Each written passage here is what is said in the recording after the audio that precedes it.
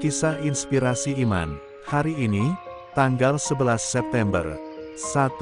Santo Jean Gabriel Perboyer. Santo Jean Gabriel lahir di Pueh, Perancis, pada tanggal 6 Januari tahun 1802, dari sebuah keluarga saleh dengan 8 anak. Termasuk Jean Gabriel, 5 anak perboyer ditahbiskan menjadi religius, 3 imam dan 2 biarawati. Mendampingi adik laki-lakinya Louis saat dia masuk seminari, Jean Gabriel menemukan panggilannya dan masuk kongregasi misi, yang didirikan oleh Santo Vincent de Paul, pada usia 16 tahun. Ia ditahbiskan pada usia 23 tahun dan mengajar teologi di seminari sebelum diangkat menjadi rektor, dan kemudian menjadi magister novis di Paris, karena kesucian yang dilihat atasannya dalam dirinya. Adik laki-lakinya, Louis, meninggal dalam perjalanan merasul di Tiongkok pada usia 24 tahun dan Jean Gabriel meminta untuk menjalankan misi yang telah dipercayakan kepada saudaranya. Ia tiba di Pulau Makau pada tanggal 29 Agustus tahun 1835 dan berangkat ke daratan pada akhir tahun itu. Dia melaksanakan pekerjaan penginjilannya di Honan selama 3 tahun sebelum dipindahkan ke Hope. Misinya membuahkan banyak hasil dalam waktu singkat yang dia habiskan di sana. Pada tanggal 11 September tahun 1839 Jean Gabriel menjadi salah satu korban pertama penganiayaan terhadap orang-orang Kristen, meninggal dengan cara yang sangat mirip dengan sengsara Tuhan kita. Dia dikhianati demi sejumlah perak, pakaiannya dilucuti dan diseret dari pengadilan ke pengadilan, dipukuli dan disiksa terus-menerus hingga dia dijatuhi hukuman mati bersama 7 penjahat. Dia disalib dan mati di kayu salib. Dikanonisasi pada tanggal 2 Juni tahun 1996 oleh Paus Yohanes Paulus II, Santo Jean Gabriel Perboyer adalah santo pertama di Tiongkok. Sebelum kematiannya Santo Jean Gabriel menulis doa ini. Ya Juru Selamat ilahiku, ubahlah aku menjadi dirimu. Berikanlah agar aku dapat hidup kecuali di dalam Engkau, oleh Engkau, dan untuk Engkau. Agar aku dapat dengan sungguh-sungguh berkata, bersama Santo Paulus. Aku hidup, sekarang bukan aku, tetapi Kristus yang hidup dalam diriku.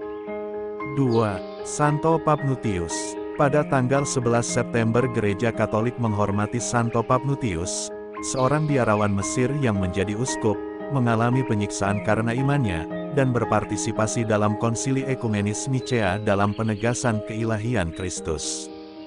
Meskipun tidak ada catatan mengenai kehidupan awal Paphnutius, diketahui bahwa ia, seperti banyak orang lain pada zamannya, menjadi murid biarawan Santo Antonius dari Gurun, yang arahannya dari komunitas sesama pertapa menandai dimulainya tradisi tradisional, monastisisme Kristen. Setelah menghabiskan beberapa tahun mengejar pencerahan spiritual dalam Gurun di bawah arahan Antoni, Paphnutius akhirnya terpilih menjadi uskup di wilayah Upper Thebaid. Hal ini menempatkannya dalam konflik langsung dengan Maximinus Daia, penguasa Kekaisaran Romawi di Mesir dan Suriah dari tahun 305 hingga 313, yang menganiaya gereja di wilayah ini dan berusaha melemahkannya dengan memperkuat institusi paganisme. Di bawah pemerintahan Maximinus Daia, kaki kiri Paphnutius dimutilasi sebagian, dan mata kanannya dicungkil, dalam upaya yang gagal untuk membuatnya meninggalkan iman Katolik. Karena tidak menyerah pada penyiksaan, dia dijatuhi hukuman kerja paksa di pertambangan. Kebijakan kekaisaran terhadap umat Kristen bergeser antara tahun 311 dan 313, di tengah perebutan kekuasaan antara berbagai kaisar pada masa itu. Kaisar Konstantinus mulai menganut agama ini pada tahun 312, dan ia memproklamirkan keabsahan agama tersebut pada tahun berikutnya, dan pada tahun tersebut Maximinus Daia juga meninggal.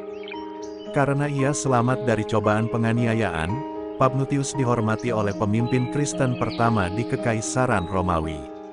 Konon Konstantinus sering bertemu dengan uskup dari Upper Thebaid, menunjukkan rasa hormatnya dengan mencium luka akibat hilangnya matanya.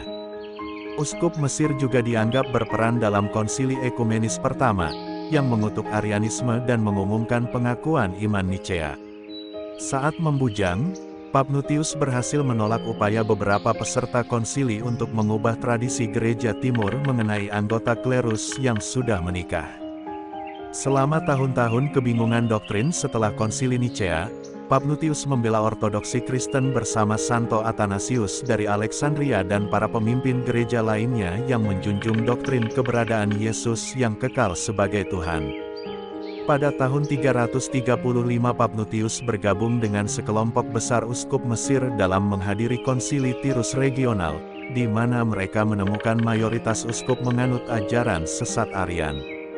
Paphnutius sangat sedih melihat rekannya, Uskup Maximus dari Yerusalem, berbaur dengan para imam Arian, karena Maximus, seperti dirinya, pernah mengalami penyiksaan dan bukannya mengkompromikan imannya.